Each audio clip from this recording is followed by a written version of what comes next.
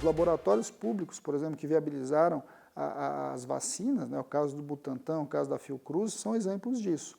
Né, são laboratórios importantes, eles foram fundamentais para a gente controlar a pandemia aqui e, ao mesmo tempo, eles estão sucateados. Ou seja, você precisa olhar nessa articulação do setor público e privado. Não existe uma oposição entre setor público e setor privado, existe uma complementação. O Brasil é um grande consumidor de tecnologias produzidas em outros países e precisa focar seriamente em ser também produtor delas. A esperança no momento é que o novo governo leve isso a sério.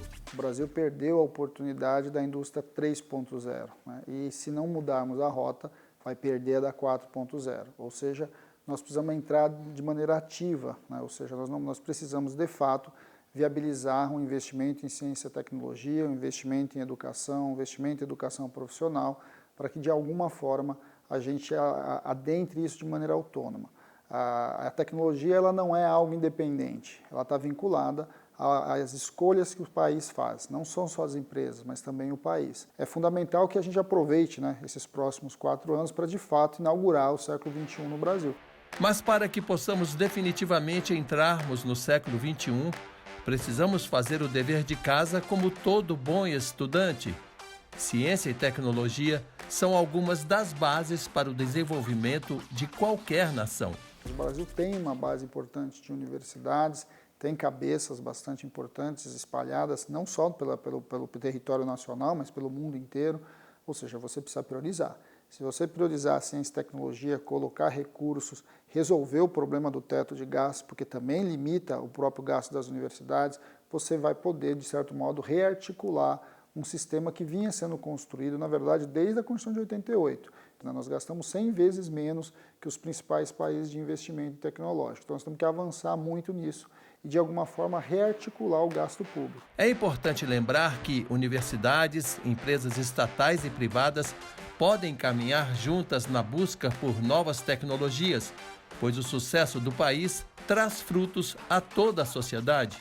Nós temos uma universidade que não se conecta também com a realidade, não se conecta, seja com a iniciativa privada, mas também com os problemas sociais que precisam ser equacionados. Então nós temos ali costuras importantes a serem feitas. O Brasil tem sim uma estrutura bastante desenvolvida, é possível sim avançar para o desenvolvimento de tecnologia 4.0 aqui dentro. Por outro lado, você precisa construir essas costuras dos diversos setores, dos diversos recursos, viabilizar caminhos para que isso venha a acontecer. É fundamental também o país entender a importância de se investir em educação. O déficit educacional não afeta somente os empregados. A grande maioria dos empresários brasileiros não terminou o ensino médio. Mais da metade das pessoas que acabam o ensino superior trabalham em ocupações de nível médio. Isso é um dado bastante perigoso, é um dado que, na verdade, significa que boa parte do investimento que a gente fez na elevação da escolaridade do 3º grau vai sendo perdido porque o próprio mercado não assume, o próprio mercado não consegue gerar esses empregos necessários para isso. O Brasil desperdiça doutores, né? Nós temos uma infinidade de doutores hoje desempregados, doutores que foram embora do país por falta de espaço aqui dentro. É também necessário que o próprio empresário também coloque nas suas metas que ele precisa investir em ciência e tecnologia. Investimento em ciência e tecnologia não é obrigação só do Estado. O empresário também tem que deixar de ser importador. Ele também precisa pegar para si a responsabilidade de efetivamente puxar o desenvolvimento desse país. 80% dos empresários no Brasil sequer têm ensino médio. A gente fala sempre da baixa qualificação dos trabalhadores, mas os empresários no Brasil também são muito pouco qualificados do ponto de vista, inclusive, da escolarização. Então, nós temos que avançar em todos esses movimentos.